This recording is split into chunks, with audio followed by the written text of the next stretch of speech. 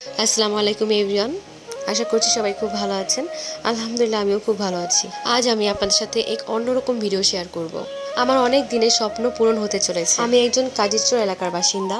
কাজিরচর মসজিদের সামনে একটি স্পিড ব্রেকারের খুব বেশি দরকার ছিল, কিন্তু এই দিকে কেউ দৃষ্টিপাত করেনি। এই রাস্তায় প্রায় প্রতিদিনই অ্যাক্সিডেন্ট হয়। ইভেন এই রাস্তায় অ্যাক্সিডেন্ট করে প্রায় কয়েকজন মানুষই মারা গিয়েছে। এই মারা যাওয়ার মানুষের মধ্যে আমার শাশুড়িও ছিলেন। আমার শাশুড়ি এখানে অ্যাক্সিডেন্ট করে 9 মাসের মতো বিছানায় ছিলেন, দেন উনি মারা গিয়েছেন। তখন থেকে আমরা সিদ্ধান্ত নিয়েছিলাম এখানে একটি স্পিড ব্রেকার করার, কিন্তু এখানে অনেক মানুষের সাথে কথা বলা হয়েছে এই বিষয়ে, কিন্তু কেউ এটাকে আসলে গুরুত্ব দেয়নি। রিসেন্টলি কাজিরচরের তরুণরা, আমাদের ছোট ছোট ভাইয়েরা হঠাৎ করে উদ্যোগ নিয়েছে এখানে স্পিড ব্রেকার বসাবে। তো যে ভাবা সেই কাজ, ওরা ওদের মতো উদ্যোগ নিয়ে ওদের মতোই কাজ শুরু করে দিয়েছে।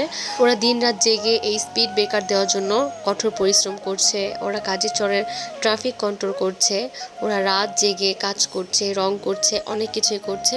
তো আসলে আমরা অনেক অনেক খুশি, এই কাজিরচরবাসী সবাই অনেক খুশি আমাদের এই ভাইদের জন্য, কারণ ওরা এতদিন পর অনেক ভালো একটি উদ্যোগ নিয়েছে, যেটা আমাদের কাজিরচরের জন্য অনেক গর্বের বিষয়। স্পিড ব্রেকারের কাজ এখনও চলমান রয়েছে। স্পিড ব্রেকারটা হয়ে গেলে আমি আবার একটি ভিডিও আপলোড করব। আমাদের এই কাজিরচরের ভাইদের জন্য অনেক অনেক শুভকামনা।